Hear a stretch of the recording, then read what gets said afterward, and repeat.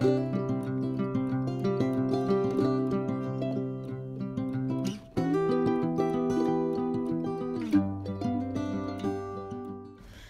pembangunan sesebuah negara, sebuah bandar perlu memiliki imej dan identiti yang dapat dikenali dengan mudah oleh pelancong asing dan penduduk tempatan. Imej bandar berkisar dari tahap negara hingga ke tahap penempatan atau wilayah. Dalam konteks sebuah negara, imej bandar akan merujuk kepada bandar yang berfungsi sebagai ibu negara. Ibu negara perlu mempunyai gambaran yang jelas kerana ia adalah rujukan utama untuk meletakkan negara di peta dunia. Imej ibu negara dapat menjelaskan tahap pembangunan sesebuah negara kepada masyarakat antarabangsa dan menggambarkan peradaban dan budaya masyarakat. Sebagai contoh, Kuala Lumpur dikenali sebagai metropolis maju, berpengetahuan luas dengan infrastruktur bandar moden yang cekap, berteknologi tinggi dan moden di dunia. Di samping itu, ia juga disebut sebagai kota budaya dan penduduknya memahami agama, budaya dan moral negara. Imej ibu negara menunjukkan peradaban dan budaya sesebuah negara. Contohnya, kota Paris mempunyai persekitaran yang sensitif dan indah dan direka mengikut prinsip seni untuk mewujudkan imej bandar dengan nilai estetika yang tinggi. Kota Baru pula direka mengikut budaya tempatan.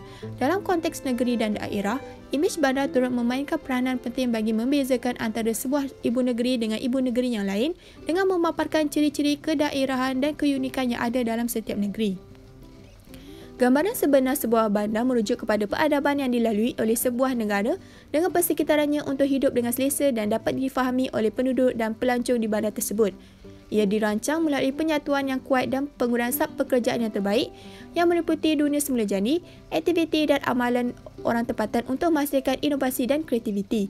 Secara keseluruhannya, Garis Panduan dan Piawaian Perancangan Reka Bentuk Imej Bandar Malaysia 2003 mendefinisikan imej bandar sebagai satu penataan fiskal bandar yang mempamerkan tamadun, kebudayaan, perkhidmatan dan pemajuan masyarakat sesebuah negara.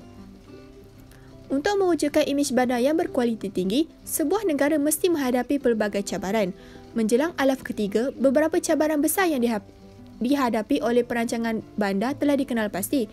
Antara cabaran tersebut adalah mewujudkan pembangunan mampan sebagai pembangunan yang seimbang di antara pembangunan sosial dan ekonomi dengan pemeliharaan alam semula jadi. Dasar pembangunan negara ketika ini adalah dasar yang memfokuskan pembangunan ekonomi dan sosial. Dari perspektif kelestarian ekonomi, ia menumpukan pada mencipta kekayaan negara dan meningkatkan pendapatan rakyat. Pembangunan infrastruktur, awam, pendidikan, perumahan mampu milik dan pekerjaan bertujuan untuk mewujudkan kelestarian sosial. Walau bagaimanapun, kelestarian ekonomi dan kesejahteraan sosial berkait rapat dengan kelestarian alam sekitar. Tanpa memperhatikan pembangunan alam sekitar, mustahil untuk melaksanakan dasar pembangunan ekonomi dan sosial. Selain daripada itu, cabaran yang kedua adalah mewujudkan perancangan bandar bestari sebagai sebuah bandar yang dilengkapi dengan infrastruktur, teknologi maklumat, sistem komunikasi termaju, teknologi elektrik dan mekanikal. Oleh itu, adalah perlu untuk memperkukuhkan peranan perancang bandar dalam mencapai matlamat ini sesuai dengan trend pembangunan terkini.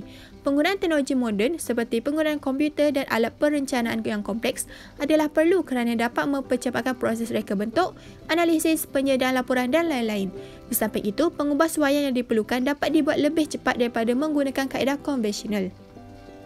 Di samping itu, cabaran yang ketiga adalah mewujudkan imej bandar yang sejahtera. Prosedur perbandaran yang berusaha untuk mewujudkan bandar yang makmur juga harus peka terhadap keperluan membina kota yang bersatu yang sangat penting untuk menjalin hubungan erat antara pelbagai etnik di Malaysia. Prosedur perbandaran di Malaysia masih berkaitan dengan keadaan sebenarnya dan isu-isu abstrak seperti aktiviti integrasi masyarakat masih terpisah dari pembangunan dan kemajuan badan ini. Proses urbanisasi bandar yang makmur hanya mempertimbangkan aspek kemudahan fizikal yang lengkap dan kompleks, tetapi menumpukan pada usaha untuk membina sebuah negara yang aman dan bersatu. Dan akhir sekali adalah cabaran keempat, melaksanakan sistem kerajaan elektronik di dalam perkhidmatan perancangan bandar dan desa. Secara umum, sistem penyampaian perkhidmatan kerajaan melibatkan perkhidmatan yang disediakan oleh kerajaan pusat, kerajaan negeri dan kerajaan tempatan termasuk agensi masing-masing. Walaupun menghadapi beberapa cabaran, pemerintah akan terus berusaha meningkatkan perkhidmatan E2E. Cabaran yang dikenal pasti merangkumi keengganan untuk berubah, sekatan terhadap perilaku yang ada, perkeliling peraturan dan garis panduan yang tidak sesuai dengan aspirasi digital untuk penyediaan perkhidmatan. Begitu juga penyediaan infrastruktur ICT dan kepemilikan peralatan tidak menyeluruh, terutama di kawasan luar bandar, dan sekatan pengedaran telah meningkatkan pendigitan sistem penghantaran. Secara kesimpulannya, cabaran tersebut dapat ditangani sekiranya pelbagai pihak bertanggungjawab dalam menghadapinya. Sekiranya cabaran tersebut dapat ditangani, imej bandar Malaysia akan lebih kukuh dan berkualiti tinggi.